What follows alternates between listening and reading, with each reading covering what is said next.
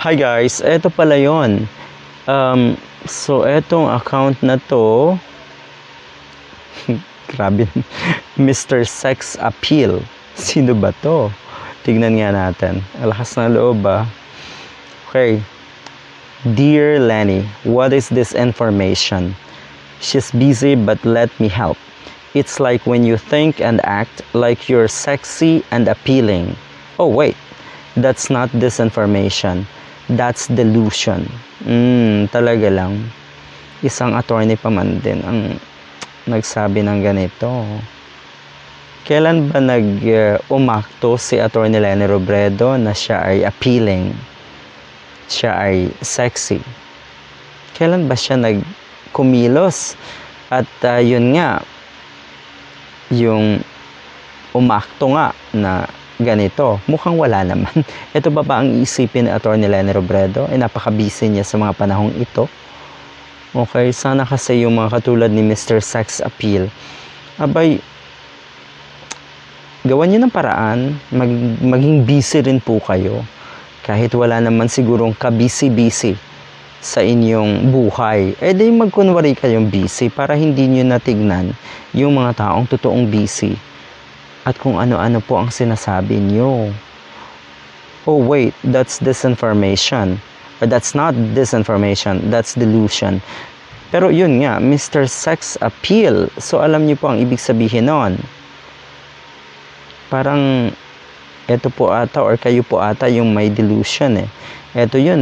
Eto yung attorney ko noon na nagsabi noon. So merong sumagot na netizen.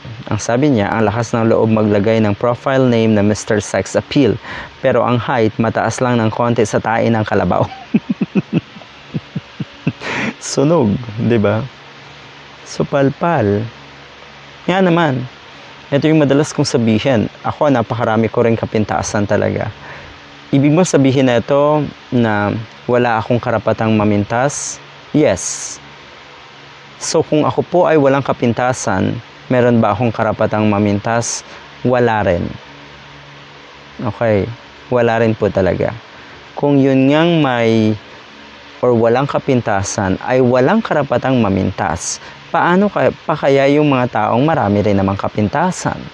Sila pa ang napakalalakas ng loob na mamintas at manlait.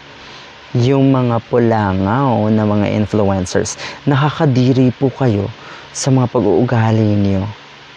Ito kung nakakadiri ito, yung mga ganito. Talaga, coming from an educated person, kuno, ganito ang pananalita, ganito ang tweet. Katulad din ni Mr. Jason sa ngayon magti-tweet tungkol sa kanyang pananampalataya. May mga verses, Bible verses pang binabanggit. Pero bukas or maya-maya ang tweet na naman ay panlalait, pagmamarunong. Paano nangyari yon? Buti na aatim nyo. Come on, balansehin nyo ang buhay nyo. Balansehin nyo ang inyong mentalidad. Dahil hindi talaga maganda, hindi talaga bagay. Anong sabi? Wagas makapintas kay President or Vice President Leni Robredo. Huy, tingin-tingin din sa salamin pag may time. Yun. Nakakatawa talaga. 'Di ba? Parang ang sayang ang magbanggit ng mga pangalan na ang lalakas loob manlait.